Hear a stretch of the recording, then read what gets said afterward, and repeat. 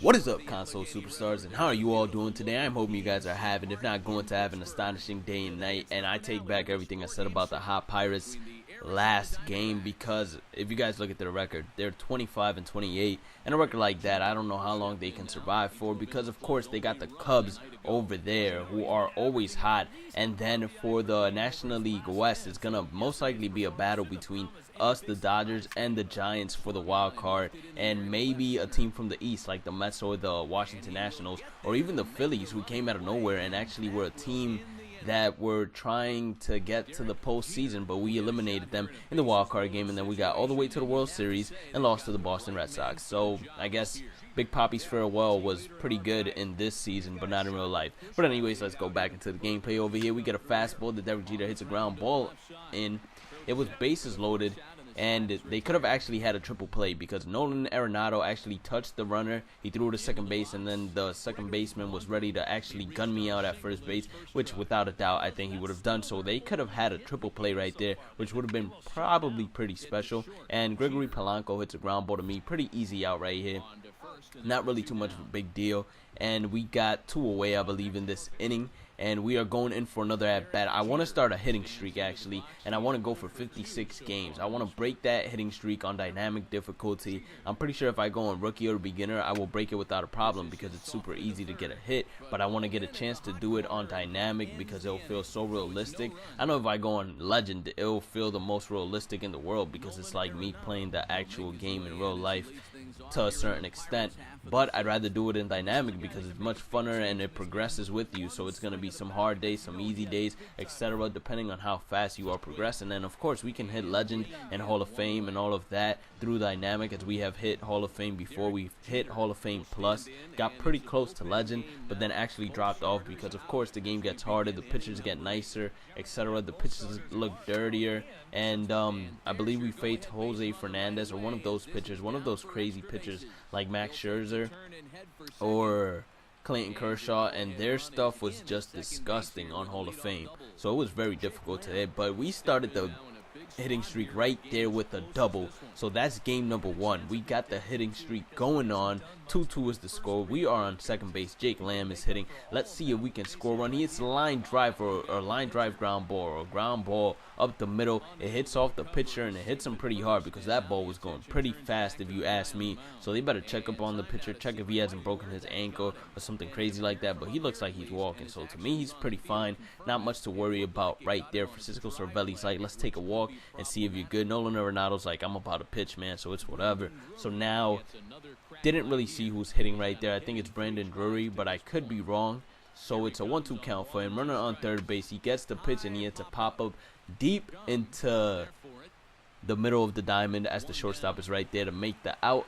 And that's Kong right there making the out. So there is 1 out away. Now hitting is Leonis Martin, or Leonis Martin, however you want to pronounce it. He has a 3-0 count right here, has a chance to actually drive us in. The pitch comes and it's a strike, so he has a 3-1 count now. 4 pitches so far by this reliever. I don't know if they actually changed the pitcher or not. I don't remember if that was actually the pitcher that got hit in the leg. It looks like him, although, and he hits a base hit and we score, so we take the lead. It's 3-2 now. We need to start getting some W's because our record is pretty good, but I'm trying to take the NL West. I'm trying to guarantee us basically a spot in the playoffs instead of guaranteeing us 1 game in the wild card and then having to go and basically use our best pitcher, which is Zach Greinke, in the wild card game, and then starting off the actual series with our number 2 pitcher.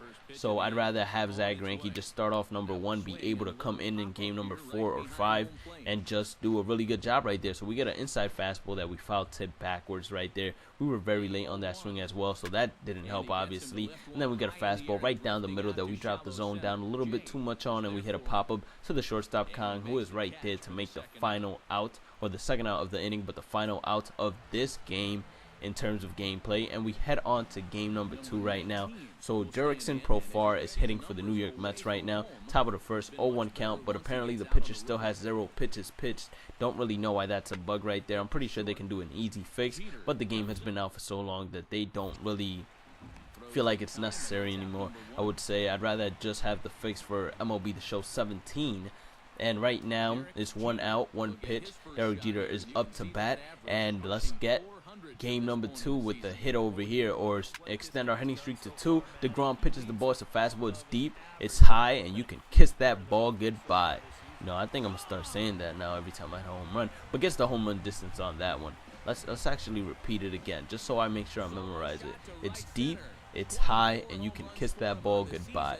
So if you guys ever hear an announcer say that, you know, just think of the All-Star, or maybe it's the All-Star saying it, and in the future, I'm just an MLB announcer. So that was 416 feet. If you guys got that correct, make sure you guys comment it down in the section below and say I got it correct, All-Star, and I'll make sure to reply with congratulations or something along those lines. And now we are going to the top of the third. We are winning 2-0, 2-2 count, 1 out. We get a ball hit right in between me and Lamb, and don't really know what happened right there. I guess he thought I was going to get it, but last second he decided to put his glove out there, and it was an error on him. It reminds me of the error that I first got on Derek Jeter this season. It was similar play. Lamb went after it, I went after it, and when I thought he was going to get it, Derek Jeter just stayed in front of the ball and it hit off his glove. So that was an error on us. 0-1 count now, 0 outs. The pitch comes, it's a curveball. Tried to hold my swing, but Derek Jeter's hands are just too quick sometimes, and he could not hold up. So 0-2 count now. We are definitely in the hole. We get a fastball or a changeup. I believe that was a fastball, but it was all the way in the dirt, and we swing at it and strike out on 3 pitches. So that's a horrible at-bat by us. We probably should have been a little bit more disciplined, but we weren't. David right now hitting 0-1 count, 1 out, 48 pitches so far, top of the 4th. So not so many pitches thrown, but definitely would have preferred if he would have only had like 38 pitches in the top of the 4th. But you can't always get what you want. And we shoot out David Wright without a problem here. And now we are heading into the bottom of the 5th. It's a 3-0 game. Arizona is up 57 pitches so far by DeGrom. So DeGrom has been doing a great job in basically keeping his pitches in check. We get a good swing right there, but apparently we make no contact with the ball. I understand the zone isn't directly on the ball, but sometimes you still get to hit the ball. We take a pretty inside fastball right there, and you guys know what happens. I think it was the Mets last season, actually, that kept throwing the ball inside to Derek Jeter, and he hit a home run almost every single time he threw it inside to him. So don't really know if it was them or not. If you guys did watch last season, make sure you guys commented down below which was the team that always threw inside to Derek Jeter and then Derek Jeter hit a home run off of, because I know it happened last season in the previous episodes of this series. So you guys can definitely go and check that out.